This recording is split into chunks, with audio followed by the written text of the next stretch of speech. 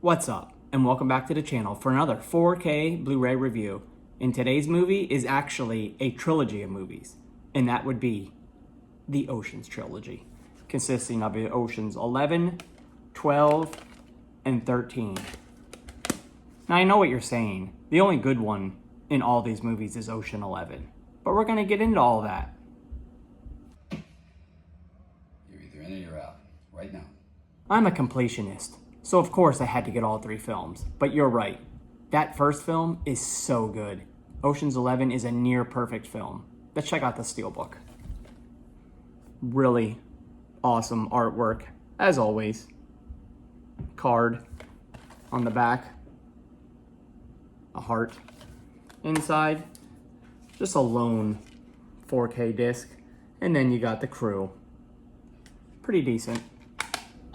I think I saw this movie twice in the theater back in 2001. With a great cast and an entertaining, edge-of-your-seat crime thriller story, it's a great watch. Upon watching it the other night for the first time in several years, I was thoroughly entertained. Caitlin liked it too. They could have just ended the series with this one film. It's nearly perfect. Why make a trilogy?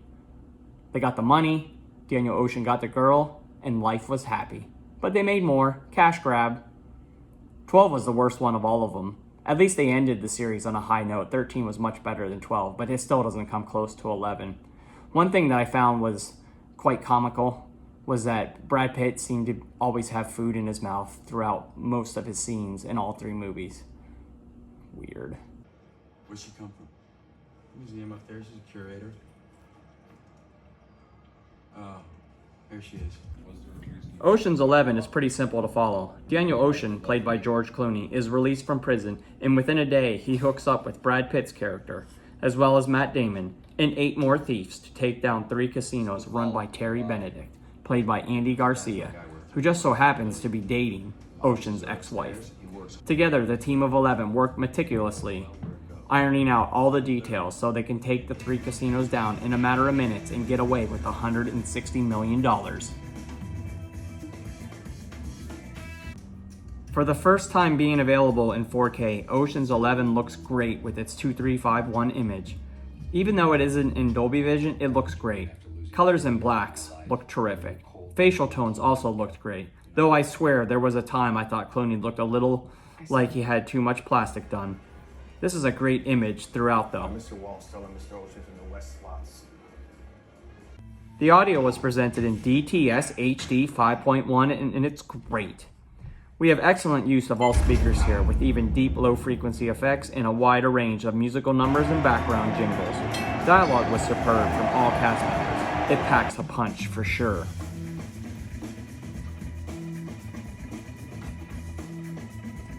Special features are pretty much the same from the original releases. You have 2 separate audio commentary tracks, including one with Steve Soderbergh, the director, and another featuring Matt Damon, Brad Pitt, and Andy Garcia. You also have several making of featurettes, totaling over an hour of stuff. It's fine. Like I said, this is a near perfect movie, and it's a great release. They should have just stopped at this one, but they made all 3, and I had to buy all 3. 9.5 out of 10 on this one. Next up, Ocean's 12. This is actually my least favorite of all 3 movies. It's a huge step back, and they shouldn't have made it, but they did. At least the Steelbook is nice though. Very similar. Black. Club. Inside, 1 4K disc and then a picture of the crew. As I stated before, this film is a huge step back. Even though it takes place in Amsterdam and it has more characters, I wasn't really engaged. It's almost the same exact film as Ocean's 11. Even the look and feel. Outside of the scene where Julia Roberts plays Julia Roberts and the Bruce Willis cameo, it's a forgettable sequel. I had a hard time sitting through 2 hours of this. Quickly, practically jogging in Thailand. Mothers routinely give birth in rice paddies and then go right back to work. Basically, within the first 5 minutes, everything in the original movie is undone. 3 years has passed where Terry Benedict tracks down Danny Ocean and his crew and demands them to pay back his money with interest within 2 weeks. This takes them to Amsterdam, where they need to work for an informant named Matsui, who gives them 3 jobs to pull off, including a pretty-looking gold egg. They find out that a master thief known as the Night Fox seems to be beating them to all of their heists, and he thinks he is the best thief in the world. As you can expect, that dilemma is the crux for the rest of the movie.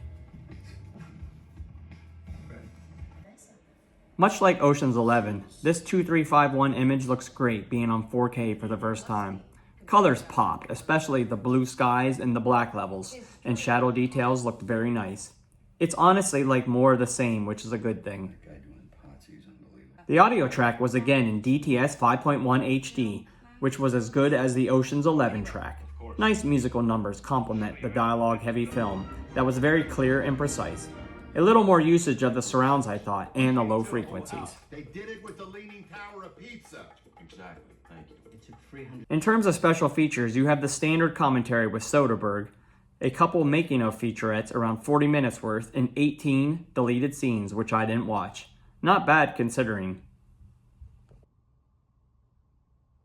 While the first film I rated at 9.5, I can only go 6.5 on this one. I wasn't into it back in 2004, and I'm not really into it now. I did have to complete the set though. Plus it looks and sounds pretty decent. Finally, the last film in the trilogy, Ocean's 13, and again with the steelbook. You gotta love these steelbooks. They make a great set.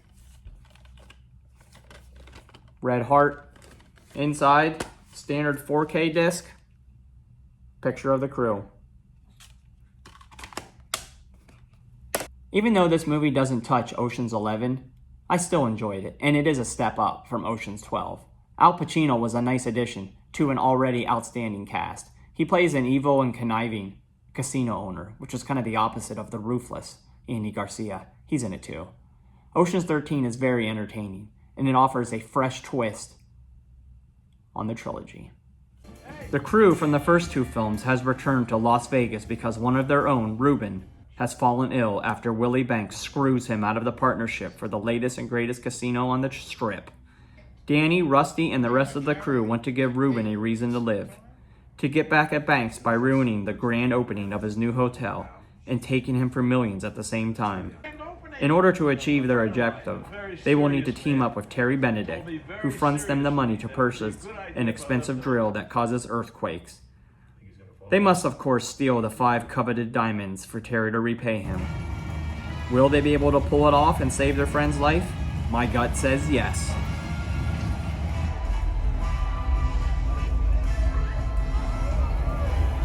Ocean's 13 is probably the best looking of the 3, but they are all fantastic. Again, presented in 2351, this 4K image is stunning. Day and night, light and dark, it's all terrific. I also thought the DTS 5.1 HD audio track was the best sounding of the 3, with great use of all speakers. Surround speakers were engaged frequently, and the musical numbers and deep bass were resoundingly loud, but very clean. Dialogue, great as the previous 2.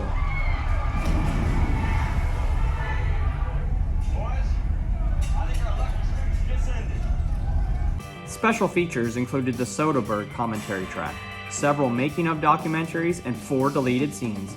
Probably less here than the other 2.